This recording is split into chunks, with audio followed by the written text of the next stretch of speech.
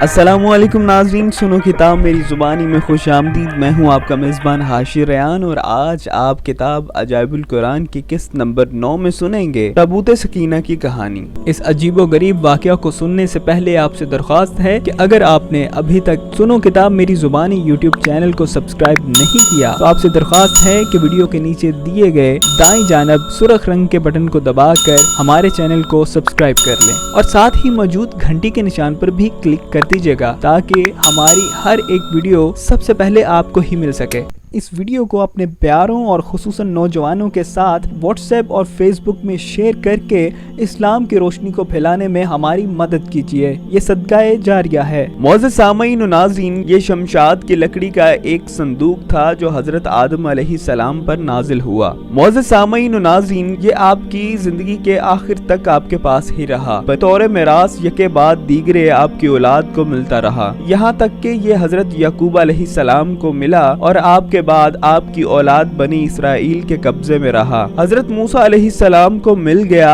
تو آپ اس میں تورات شریف اور اپنا خاص سامان رکھنے لگے۔ یہ بڑا ہی مقدس اور بابرکت صندوق تھا۔ بنی اسرائیل جب کفار سے جہاد کرتے تھے اور ان کے لشکروں کی کثرت اور ان کی شان و شوکت دیکھ کر سہم جاتے اور ان کے سینوں میں دل دھڑکنے لگتے تو وہ اس صندوق کو اپنے آگے رکھ لیتے، تو اس صندوق سے ایسی رحمتوں اور برکتوں کا ظہور ہوتا تھا کہ مجاہدین کے دلوں میں سکون و اطمینان کا سامان پیدا ہو جاتا تھا، اور مجاہدین کے سینوں میں لرزتے ہوئے دل پتھر کی چٹانوں سے زیادہ مضبوط ہو جاتے تھے۔ اور جس قدر صندوق آگے بڑھتا تھا، آسمان سے نصر من اللہ و فتح قریب کی بشارت نازل ہوا کرتی اور فتح مبین حاصل ہو جایا کرتی تھی۔ بنی اسرائیل میں جب کوئی اختلاف پیدا ہوتا تھا تو وہ لوگ اسی صندوق سے فیصلہ کرتے تھے، اور اس سے فیصلہ کی آواز اور فتح کی بشارت سنی جاتی تھی۔ بنی اسرائیل اس صندوق کو اپنے آگے رکھ کر اور اس کو وسیلہ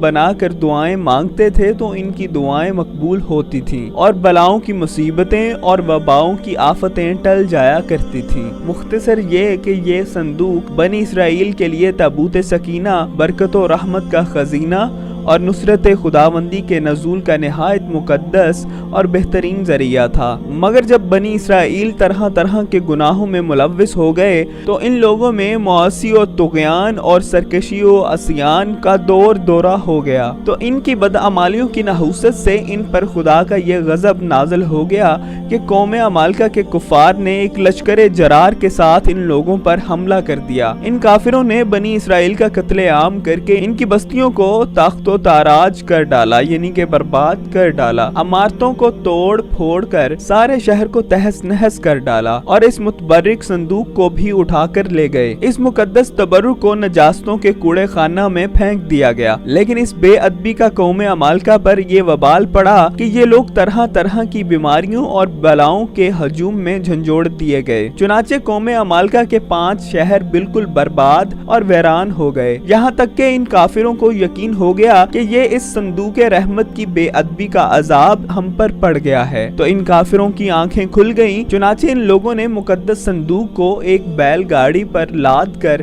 بیلوں کو بنی اسرائیل کی بستی کی طرف ہانک دیا۔ پھر اللہ تعالیٰ نے 4 فرشتوں کو مقرر فرما دیا جو اس مبارک صندوق کو بنی اسرائیل کے نبی حضرت شموئیل علیہ السلام کی خدمت میں لائے۔ اس طرح پھر بنی اسرائیل کی کھوئی ہوئی نعمت دوبارہ ان کو مل گئی، اور یہ صندوق ٹھیک اس وقت حضرت شموئیل علیہ السلام کے پاس پہنچا جبکہ حضرت شموئیل علیہ السلام نے طالوت کو بادشاہ بنا دیا تھا، اور بنی اسرائیل طالوت کی بادشاہی تسلیم کرنے پر تیار نہیں تھے، اور یہی شرط ٹھہری کہ مقدس صندوق آ جائے تو ہم طالوت کی بادشاہی کو تسلیم کر لیں گے۔ چنانچہ صندوق آ گیا اور بنی اسرائیل طالوت کی بادشاہی پر رضامند ہو گئے۔ معزز سامعین و ناظرین، اب دیکھتے ہیں کہ اس تابوت سکینہ میں کیا تھا۔ دوستو، اس مقدس صندوق میں حضرت موسیٰ علیہ السلام کا عصا، ان کی مقدس جوتیاں، اور حضرت ہارون علیہ السلام کا امامہ، حضرت سلیمان علیہ السلام کی انگوٹھی، تورات کی تختیوں کے چند